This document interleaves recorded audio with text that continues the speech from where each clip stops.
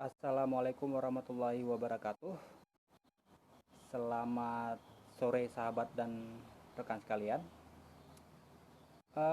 Baik, selanjutnya seperti janji saya di video pertama yang lalu, eh, saya akan jawab satu persatu sesuai kapasitas kita. Jadi ini ada pertanyaan dari Bapak Rudolf Tampu Bolon. Pertanyaannya begini, eh, apa sih sebetulnya self hypnosis itu, Bapak? Eh, Kemudian ya, apakah ada di seluruh aktivitas hidup kita sehari-hari? Baik, saya akan jawab Bapak Rudolf. Eh, Sebenarnya untuk memahami self hypnosis, saya kutip dari analisa seorang tokoh hipnoterapi dunia, yang beliau mengatakan bahwa seluruh kegiatan hipnosis setiap hari yang kita lakukan, termasuk kebutuhan hidup kita, kegiatan peribadatan kita, kegiatan sosial kita, semuanya adalah self hypnosis. Kemudian pertanyaan yang paling menarik sebetulnya, lalu bagaimana jika kita datang ke klinik hipnoterapis, atau saya langsung datang ke rumah Pak Syapriyadi Rosa untuk minta diterapi? Sebetulnya di situ yang hebat siapa? Sayakah sebagai seorang terapis, atau Pak Rudolf yang hebat? Jadi di sini saya pastikan bahwa yang hebat ketika datang ke tempat saya untuk minta hipnoterapis oleh saya, untuk minta di hipnoterapi, yang hebat itu adalah Pak Rudolf sendiri. Artinya Pak Rudolf sudah bersedia untuk mengeksplor pikiran bawah sadarnya Pak Rudolf, kemudian siap untuk diarahkan dan siap untuk menjalani kehidupan yang lebih baik di masa sekarang ini. Artinya, bakat hipnosis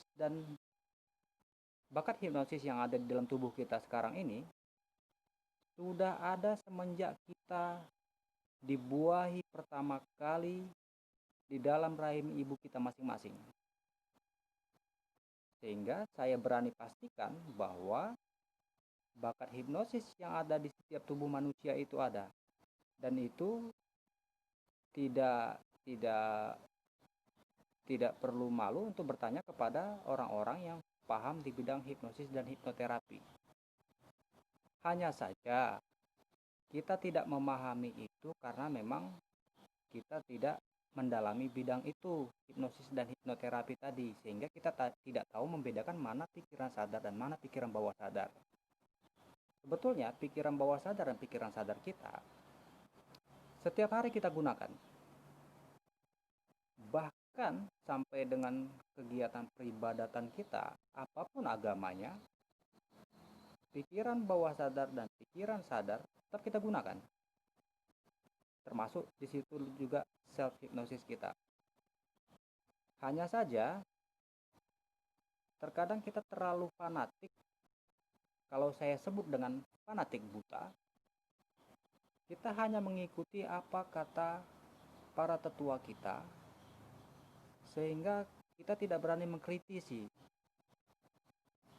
Tidak berani mengkritisi artinya begini, kita mengikuti segala macam peribadatan yang diarahkan oleh para pemuka agama kita masing-masing, beberapa maksudnya, tanpa kita perlu tahu bagaimana asal muasal peribadatan itu kita lakukan, sehingga seolah-olah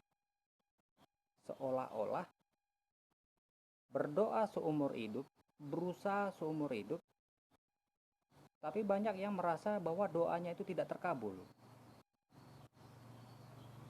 Begitu Pak Rudolf. Jadi untuk memastikan bahwa doa itu terkabul atau tidak, harapan itu terkabul apa tidak, kita bisa kembali merasakan ke dalam diri kita masing-masing.